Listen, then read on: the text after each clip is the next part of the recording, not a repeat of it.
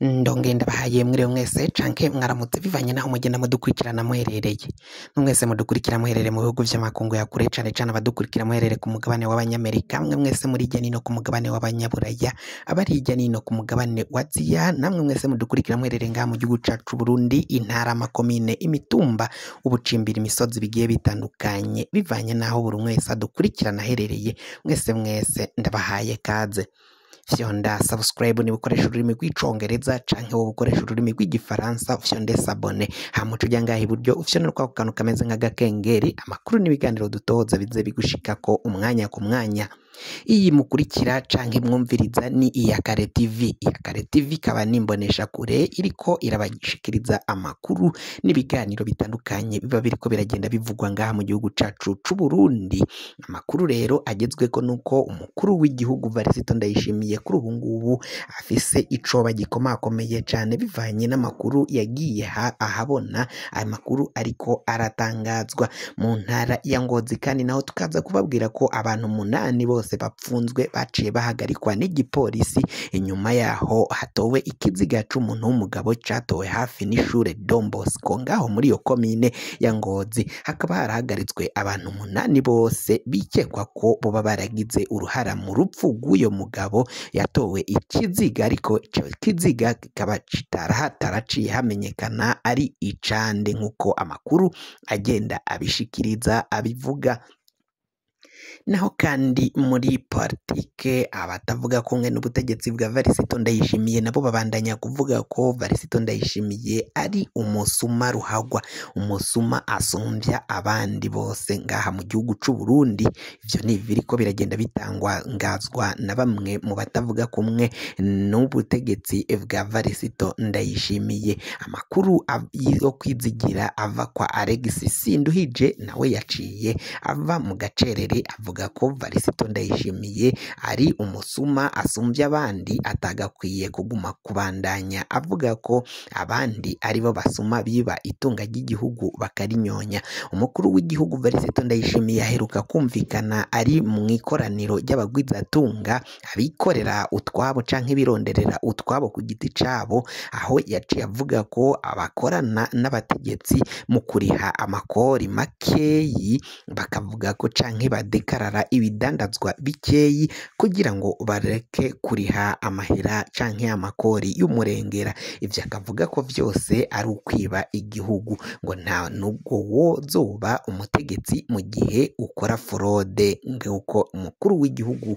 Varisito Ndayishimiye yaciye abivuga. Izi nkuru zose rero ntuze uje kure, zose turaje tuzirambure ido nido mukanya isase, ntuze utangwe.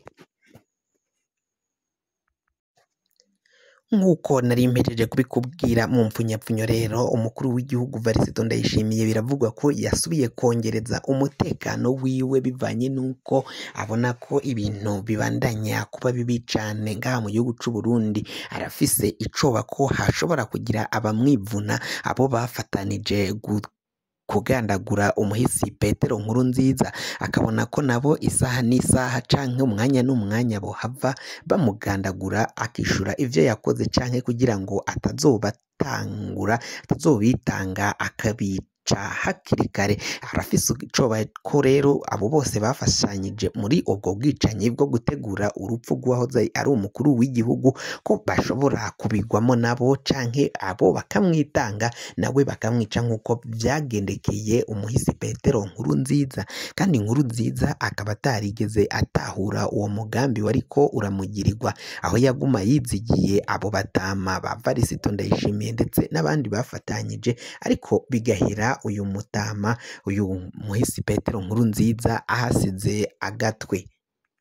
Na Varisito Ndayishimiye rero iniko bimeze kuri ubu, kuko arafise icoba gikomakomeye cane. Bivugwa ko umutekano we nyine yatanguye kongera kuwongereza, aho abasirikari bariko baramugendanira canke bariko baramurinda babaye benshi cane, ingano yadugijwe nk'uko amakuru ava mu masoko yacu mu gisirikari c'u Burundi, cane abajejwe umutekano n'ababikurikiranira hafi umutekano w'umukuru w'igihugu ko bivuga ko abari basanzwe bagendanira umukuru w'igihugu baciye baduzwa bivanye n'uko hariko harikekwa ko umukuru w'igihugu umwanya n'umwanya ashobora kugandagurwa nk'uko vyakorewe umuhisi Petero Nkurunziza. Abo babikoze rero n'ubundi baracari mu butegetsi kandi barafise iryo banga, barazi ukungene babiteguye. Ivyo vyose bikaba biteye umukuru w'igihugu icoba gikomakomeye cane, akaba arizo mvo yahise afata ko umutekano we uduzwa, haba mu gikoni ahategurirwa imfungurwa z'umukuru w'igihugu, yoba abazitegura, abamugendanira hafi ko bagomba kuba basuzumye buri kimwe cose kugira ngo umutekano wiwe utaza kuhava usinzikara, nk'uko amakuru ariko arava ngaho mu butegetsi ariko aragenda avyemeza.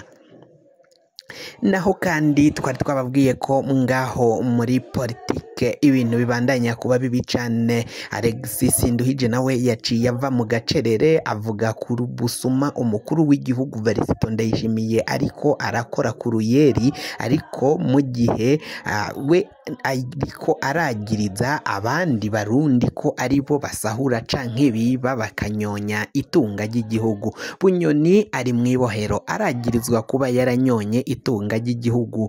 Mu vyaha yagirizwa ivyaha vyinshi vy'agahoberanwa bagiye bamushirako, kandi atarabikoze wenyine kuko hari abategetsi baciye bagenda bafashanya muri ayo mabi yagirizwa Bunyoni. Bunyoni biravugwa ko atari umweranda kuko aragirizwa ivyaha vyinshi, ariko naho Bunyoni yagirizwa ivyo vyaha ntabwo yaciye abigira wenyine kuko hari abo babigiranye kandi bakidegemvya bari mu butegetsi. Umukuru w'igihugu rero we ariko aragenda arondera bamwe bamwe akabata mu mvuto, kandi asize abafashanyije nabo ariko arata mu mvuto bo bakidegemvya bagasigara hanze, nk'uko amakuru ava mu masoko yacu muri Ntare Rushatsi ndetse no mu banyapolitike batandukanye agenda bivuga. Umukuru w'igihugu ntabwo yakagombye kuvuga ko hari abakora fraude canke abadandaji bariha amakori makeya badekaraye ibidandazwa biceyi, aho avuga ko we yiba igihugu birenze n'ivyo abo badandaji biba igihugu, nk'uko bariko baragenda babivuga abo banyapolitike batandukanye, cane cane abatavuga kumwe n'intwaro ya CNDD FDD, cane abo baciye bahunga igihugu bakaba bari hanze mu makungu. Ivyo byose nibiriko biragenda bivugwa ngaha mu gihugu mu bijanye na politike, kuko umukuru w'igihugu ivyo yakabaye akora atari vyo akora. Amajambo yiwe ahushanye cane ngo n'ibikorwa ariko aragira ngaha mu gihugu c'u Burundi, bagasaba ko rero ivyo yavuze vyo vuye bijana n'ivyo akora, nawe agaheba ubusuma ariko aragirira igihugu, kuko biravugwa ko yaciye jana umutambukanyi wiwe muri Ntare Rushatsi amuhamwa akazi, arasubira kandi amugira ina Burundi, niwe ina Burundi mu gihugu hose. Arasubira afata umwigeme wiwe, umukobwa we nawe amujana muri bene Ntare. Ivyo byose bivugwa ko ari ukwiba itunga ry'igihugu. Naho mu ntara ya Ngozi abantu 8 barapfunzwe barahagaritswe kuri ubu ngubu bari mu minwe y'igipolisi c'inyabiramabi ngaho mu gasho k'iperereza, kandi biravugwa ko abo bantu 8 bahagaritswe bivanye n'ikiziga c'umuntu w'umugabo yatowe hafi n'ishuri rya Don Bosco ngaho mu komine ya Ngozi. Ngaho ni mu ntara ya Ngozi nyine mu buraruko bw'igihugu c'u Burundi. Ivyo rero bikavuga ko uwo muntu yatowe ikiziga atahavuye amenyekana, hama abo bantu bakavugwa ko bace bahagarikwa mu rwego rw'igendereza, bakaba bariko barabakora ko amatohoza kugira ngo hamenyekane uwo yaragize uruhara mu rupfu rw'uwo mugabo ataciye amenyekana iyo yaje ava. Ico bikoze ico kiziga catowe ntago cashoboye kumenyekana nk'uko amakuru ava mu gipolisi agenda bishikiriza. kugira ngo amakuru mwene nk'aya dutohoza umwanya ku mwanya azara kushikako niba utari wafyonda subscribe ukaba ukoresha ururimi rw'icongereza fyondako, hama niba ukoresha ururimi rw'igifaransa ufyonde sabone kugira ngo amakuru n'ibiganiro dutohoza umwanya ku mwanya ayo makuru aza kugerako aho wibereye. Mwe mwese mwahejeje gufyonda subscribe kandi tukaba tugenda tubakengurukira cane muri aya makuru.